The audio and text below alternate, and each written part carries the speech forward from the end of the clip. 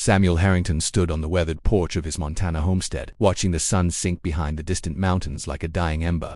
The letter in his calloused hands trembled slightly, though whether from the cool September wind or his own nervous anticipation, he couldn't say. After 3 years of solitude on this unforgiving land, after 3 years of talking only to his horses and the occasional traveling merchant, he had done something desperate, something he now deeply regretted. He had ordered a bride. But what happened 3 weeks later during the worst storm Montana had ever seen would change everything he thought he knew about love, fate, and second chances.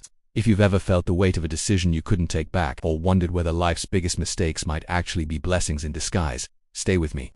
This story will remind you why sometimes our deepest regrets become our greatest gifts. The words sounded crude even in his own mind, ordered as if she were a piece of farm equipment or a mail-order catalog item, but that's what the advertisement had promised. Women seeking honest men out west. Marriage arrangements, new beginnings. He had written the letter in a moment of weakness, during one of those endless winter nights when the silence pressed against the cabin walls like something alive and suffocating. He had posted it before he could change his mind, and now, impossibly, she was coming. Her name was Margaret O'Brien. That's all he knew. Margaret O'Brien from Boston, arriving on the afternoon train in 3 days. He had written to her twice, stiff formal letters about his land and his prospects, carefully omitting the loneliness that had driven him to this arrangement. She had responded with equally careful letters, her handwriting neat and precise, telling him about her work in a textile factory and her desire for a different life. Neither of them had mentioned love. Neither of them had pretended this was anything but a transaction. Now, as Samuel folded the letter and tucked it into his shirt pocket, the weight of his decision settled over him like a heavy blanket. What had he been thinking? He was a solitary man, rough around the edges, more comfortable with silence than conversation. What did he know about women or marriage or building a life with another person? His own parents' marriage had been marked by quiet resentment and separate existences under one roof. Was he dooming himself and this unknown woman to the same fate? The next 3 days passed in a blur of anxious preparation. Samuel scrubbed the cabin until his hands were raw, aired out the musty quilts, and even attempted to trim his unruly beard. He looked at himself in the cracked mirror above the wash basin and saw a stranger, a fool, a 35-year-old man playing at something he didn't understand. When the day finally arrived, Samuel hitched his wagon and made the 2-hour journey to the nearest town. The train station was little more than a covered platform, but it seemed to buzz with unusual activity. Several other men stood waiting, and Samuel realized with a sinking feeling that he wasn't the only one expecting a mail-order bride.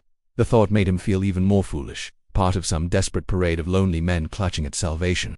The train arrived with a great huffing of steam and screech of brakes. Samuel's heart hammered as passengers began to disembark. He saw her immediately, though he couldn't say how he knew. She was slight, with dark hair pinned beneath a plain hat, wearing a gray traveling dress that had seen better days. She carried a single worn carpet bag and looked around the platform with wide, frightened eyes.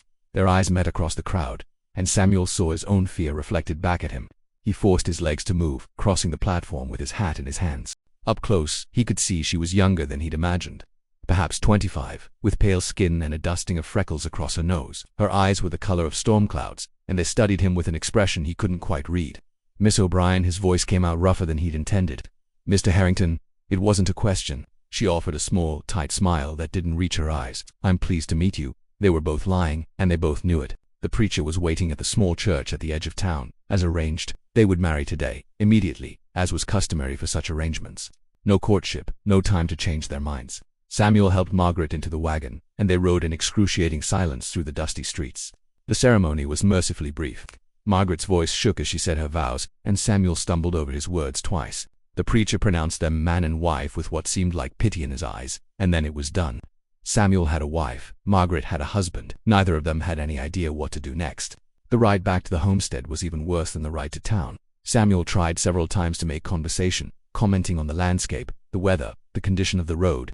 Margaret responded with monosyllables, her hands clutched tightly in her lap, her eyes fixed on the horizon. By the time they reached the cabin, Samuel's regret had crystallized into something hard and cold in his chest. This was a terrible mistake. He had trapped them both in a prison of good intentions and desperate loneliness. He showed her around the cabin, pointing out the stove, the water pump, the small bedroom. She nodded at everything, said nothing. When he asked if she was hungry, she shook her head. When he asked if she needed anything, she said no. Finally, Samuel retreated to the barn, mumbling something about evening chores. He stayed there far longer than necessary, brushing down horses that didn't need brushing, organizing tools that were already organized, anything to delay returning to the cabin and the stranger who was now his wife. When darkness finally forced him inside, he found Margaret sitting at the small table, still wearing her traveling dress, her hands folded in front of her. She had lit a lamp, and in its soft glow he could see that she had been crying. The sight of her tears broke something in him. "Miss O'Brien," he began, then corrected himself. "Margaret, I think we've made a mistake." She looked up at him, her eyes redrimmed. "I know, I'm sorry. I should never have sent for you. This isn't right. It isn't fair to you. What do you propose we do about it?" Her voice was steady despite the tears. Samuel had thought about this during his hours in the barn. "I'll take you back to town tomorrow. I'll buy you a ticket to wherever you want to go. Boston, if that's what you want. Or somewhere else, somewhere new. I'll give you money to get started. I'll tell people the arrangement didn't work out. You won't be blamed." Margaret was quiet for a long moment. Then she said something that surprised him. "And what about you? Will you be alone again?" "I'm used to it. Are you?" She tilted her head, studying him. "You don't seem like a man who enjoys solitude. You seem like a man who's drowning in it." Her perception stung because it was true. Samuel sat down heavily in the chair across from her. "Maybe so, but that's my problem, not yours. You shouldn't have to sacrifice your life because I was too much of a coward to face my own loneliness. Do you think I came here because I was brave?" Margaret's laugh was bitter. "I came because I was terrified. Terrified of spending the rest of my life in that factory, breathing lint until my lungs gave out. Terrified of becoming one of those gray old women who live alone in boarding houses, forgotten by everyone. I came because I was desperate, Mr. Harrington, just like you were desperate when you wrote that letter." They sat in silence, two desperate souls, staring at each other across a scarred wooden table. Outside, the wind was picking up, rattling the windows. Samuel could hear the first drops of rain beginning to fall. "I don't know how to be a husband," he admitted quietly. "I don't know how to talk to you or what you need or how to make you happy. I'll just make you miserable. And I don't know how to be a wife," Margaret replied. "I've never cooked on a wood stove. I can barely sew. I know nothing about keeping house in the wilderness. I'll probably just be a burden to you." They looked at each other, and suddenly, impossibly, Samuel felt the corner of his mouth twitch. Margaret saw it, and something shifted in her expression. The absurdity of their situation, two people marrying in desperation and then immediately offering to unmarry in equal desperation, struck them both at the same moment. Margaret's lips curved slightly. Then Samuel was smiling, and then they were both laughing. Great gasping laughs that seemed to release some of the terrible tension that had been suffocating them both since the train station. When the laughter finally subsided, the atmosphere had changed. The walls of the cabin seemed less confining. The silence between them felt less oppressive. "Maybe," Margaret said slowly, "we don't have to decide anything tonight. Maybe we could just try. Try to be friends, at least. Try to see if this could work." Samuel nodded. "I'd like that. I'd like that very much." That night, Samuel slept in the barn and gave Margaret the bedroom. It wasn't much, but it was a start, a gesture of respect. A recognition that whatever this arrangement was, it needed to be something they both chose, not something forced upon them by desperation and circumstance. The next morning, Samuel was awakened by the smell of coffee. He stumbled into the cabin to find Margaret standing at the stove, looking both proud and uncertain. The coffee was terrible, bitter and grounds-filled, but Samuel drank it and thanked her sincerely. She had tried. That meant something. Over the next few days, they began to find a rhythm. Samuel taught Margaret to cook on the wood stove, patiently explaining how to gauge the temperature, how to keep the fire steady. Margaret proved to be a quick learner, though she burned more meals than she successfully prepared in those first attempts. Samuel ate every blackened biscuit and scorched stew without complaint, and gradually, imperceptibly, the meals improved. In the evenings, they began to talk. Real conversations, not the stilted exchanges of those first terrible hours. Margaret told him about growing up in Boston, the youngest of 7 children in an Irish immigrant family. She described the textile factory where she had worked since she was 14, the deafening noise of the looms, the lint that coated everything, the girls who lost fingers to the machinery. She talked about the desperate poverty that had driven her west, but also about her dreams, her hope for something more than mere survival. Samuel, in turn, opened up about his own past. He told her about losing his parents to fever, about his time as a soldier in the final years of the war, about the nightmares that still came on bad nights. He explained how he had come west seeking peace, seeking space away from memories and crowds, but how that peace had gradually transformed into crushing loneliness. He admitted his fears about the coming winter, about whether his crops would hold, about whether he was strong enough to make this land into a real home. Slowly, cautiously, they were becoming partners, not lovers, not yet, but something more valuable, friends. People who could sit together in comfortable silence or talk late into the night. People who could work side by side, learning each other's rhythms and moods. And just when it seemed like they might actually make this unlikely arrangement work, nature itself was about to test whether their fragile new bond could survive the unimaginable. Then came the night of October 14th, 1885. Samuel had been watching the sky all day with growing unease. The clouds were strange, greenish and roiling, and the air had a peculiar heavy quality that made the horses nervous. By afternoon, the wind had picked up significantly, and Samuel made sure everything was secured, the animals sheltered, the shutters fastened. "Storm's coming," he told Margaret as they ate an early supper. "Going to be a bad one, I think." Margaret nodded. She had learned to trust his judgment about such things. They cleaned up quickly and made sure the lamps were filled with oil. As darkness fell, the wind rose to a howl, and rain began to hammer against the roof like bullets. Samuel had weathered many storms in his 3 years on this land, but he had never experienced anything like what came that night. The wind screamed like a living thing, tearing at the cabin with violent fury. The rain came in horizontal sheets, finding every crack and crevice in the walls. The temperature dropped dramatically, and soon the rain turned to sleet, then to driving snow. Margaret huddled near the stove, her eyes wide with fear. Samuel tried to appear calm, but his own heart was racing. The cabin groaned and shuddered with each gust. Something crashed outside. The chicken coop, he thought, or maybe part of the barn roof. He prayed the horses would be all right. Hours passed. The storm only intensified, and then, with a sound like a cannon shot, one of the shutters tore free. Wind and snow exploded through the window, extinguishing the lamp and plunging them into darkness. Margaret screamed. Samuel fought his way to the window, struggling to close it against the incredible force of the wind. His hands were instantly numb with cold. He could barely see through the driving snow. He managed to force the window closed, but he knew it wouldn't hold long. Already he could feel the cabin's temperature dropping rapidly. They needed to do something or they would freeze. "Margaret," he shouted over the wind. "We need to move to the center of the room, away from the walls. Bring all the blankets." She didn't hesitate. In the darkness, he heard her moving, felt her press blankets into his hands. They piled everything they could find into the center of the small main room: quilts, blankets, their winter coats. Samuel grabbed the tin of matches and relit the lamp, placing it carefully on the floor. In its flickering light, he could see Margaret's pale, frightened face. "We'll be all right," he said, trying to sound confident. "The cabin's solid. It'll hold." But even as he said it, another window shattered, then another. The wind was inside now, a roaring presence that tore at everything. The temperature plummeted. Samuel made a quick decision. He grabbed Margaret's hand. "We can't stay here, the root cellar. It's our only chance." The root cellar was a small underground space dug into the hillside behind the cabin, used for storing vegetables and preserves. It was cramped and musty, but it would be protected from the wind. Samuel bundled Margaret in blankets and they fought their way to the back door. The moment he opened it, the wind nearly tore it from his hinges. Snow blasted into his face, blinding him. He grabbed Margaret's hand tighter and pulled her forward. The root cellar was only 20 feet away, but it felt like miles. The wind pushed against them with physical force. Samuel could barely see the cellar doors through the whiteout. His feet slipped on ice. Margaret fell, and he hauled her up, half carrying her the last few yards. He yanked open the cellar doors and they tumbled inside, pulling the doors shut behind them. The wind's scream became muffled, distant. They were in total darkness, breathing hard, shaking with cold and adrenaline. Samuel fumbled for the matches, managed to light one. In its brief flare, he saw Margaret's face, white as snow, her lips tinged with blue. He lit the small lantern he kept down here for emergencies, and weak golden light filled the tiny space. The root cellar was barely 6 feet square, the ceiling so low Samuel had to hunch over. Shelves lined the walls holding jars of preserves and bins of potatoes and turnips. It smelled of earth and cold storage. But it was dry, and the howling wind was above them now, unable to reach them. Samuel and Margaret huddled together on the dirt floor, wrapped in their sodden blankets. They were both shivering violently. Samuel knew the danger of hypothermia, knew they needed to get warm. He pulled Margaret closer, wrapping his arms around her, trying to share what little body heat he had. She didn't resist pressing against him, her whole body trembling. "I'm sorry," he said into her hair. "I'm so sorry. If I had known—" "Stop," she said, her teeth chattering. "This isn't your fault. It's just a storm. If you had stayed in Boston, I would have died in that factory," she interrupted. "Or died slowly of poverty and hopelessness. At least here, I'm fighting for something, fighting with someone." Her words warmed him more than any blanket could. They held each other in the darkness, listening to the muffled roar of the storm above, and Samuel realized something profound. This woman, this stranger he had married just 2 weeks ago, had become the most important person in his life.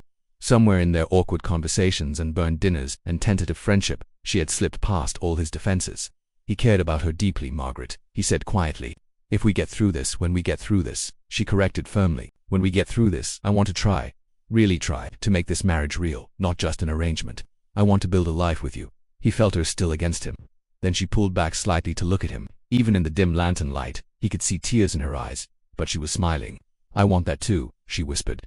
"I think I've wanted it since the night we laughed together. Since I realized you were just as scared as I was." Samuel cupped her face in his cold hands and kissed her, gentle and tentative. She kissed him back, and it felt like a promise, a beginning.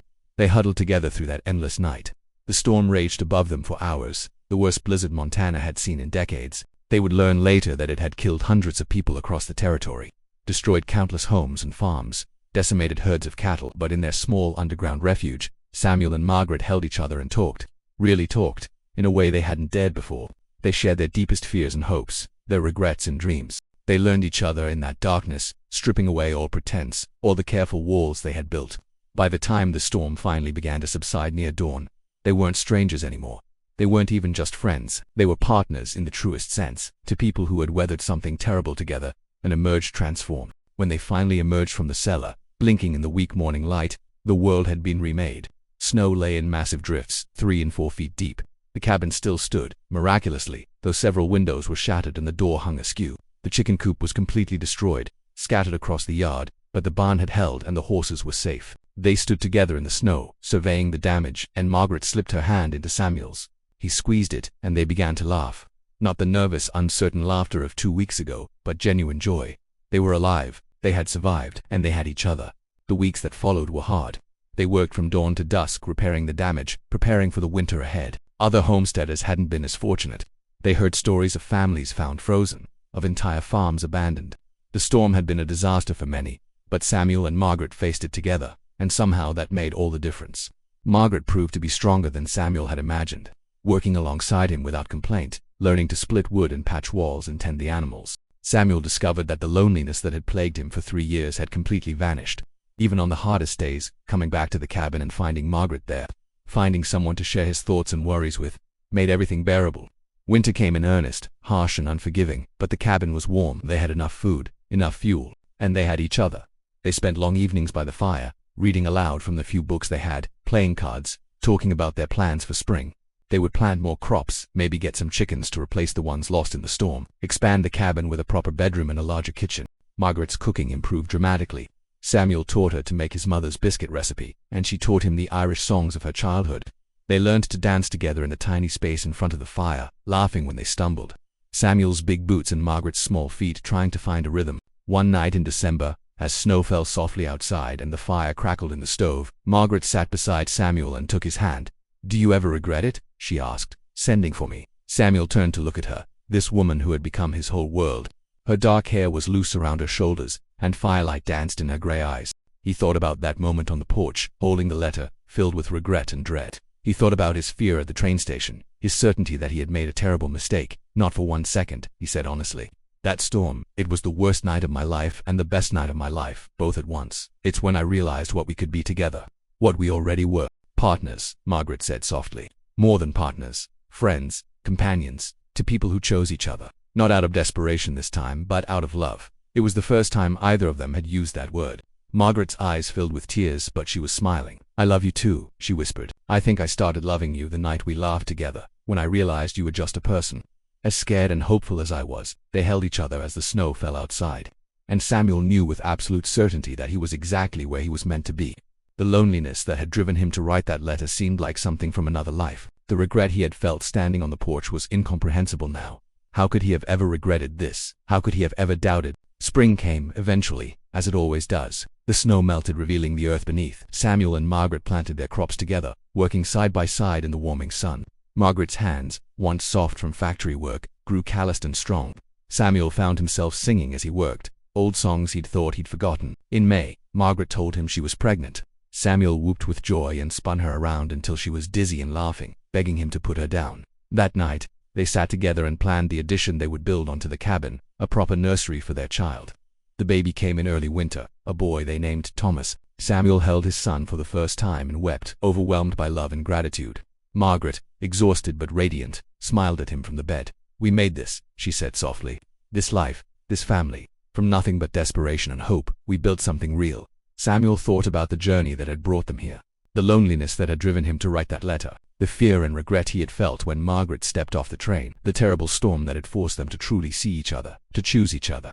Every moment of doubt and struggle had led to this, to his wife's smile, to his son's tiny fist wrapped around his finger, to the warm cabin and the fertile land and the future stretching before them full of possibility. "Thank you," he said to Margaret, though the words seemed inadequate for everything he felt. "For what? For coming, for staying, for giving us a chance." Margaret reached up and touched his face. "We gave each other a chance. That's what matters." Years passed, good years and hard years both, as they always do. They had more children, 3 in total. The homestead grew and prospered. Samuel and Margaret grew old together, their partnership deepening with each passing season. They faced droughts and illness, good harvests and bad, all the trials that life on the frontier demanded, but they faced them together, and that made all the difference. On quiet evenings, when the children were asleep and the work was done, Samuel and Margaret would sometimes sit together and remember that night in the root cellar, huddled in the darkness while the storm raged above. They would remember two desperate strangers who almost gave up before they'd even begun. They would remember the moment they chose each other, really chose each other, and committed to building something lasting and true. Samuel never did regret ordering a mail-order bride. How could he? That desperate act, born from loneliness and hope, had brought him Margaret, had brought him love and family and purpose, had transformed his life from empty solitude into something rich and full and meaningful. The storm of 1885 became part of their family legend, the story they told their children and grandchildren. The night everything changed.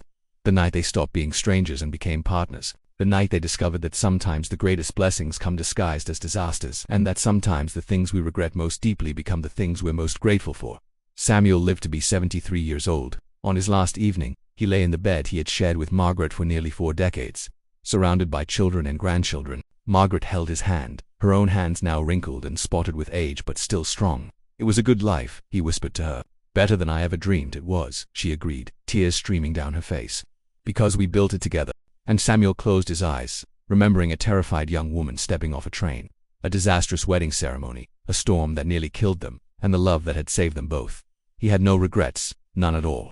Samuel and Margaret's story reminds us that life's most beautiful chapters often begin with our most terrifying decisions. Sometimes the choices we regret become the doorways to everything we never knew we needed. If their story touched your heart, if it reminded you that second chances and unexpected blessings are real, take a moment to share it with someone who might need to hear it today. We all know someone facing a difficult decision, someone questioning whether they've made a terrible mistake, someone who feels alone in their struggles.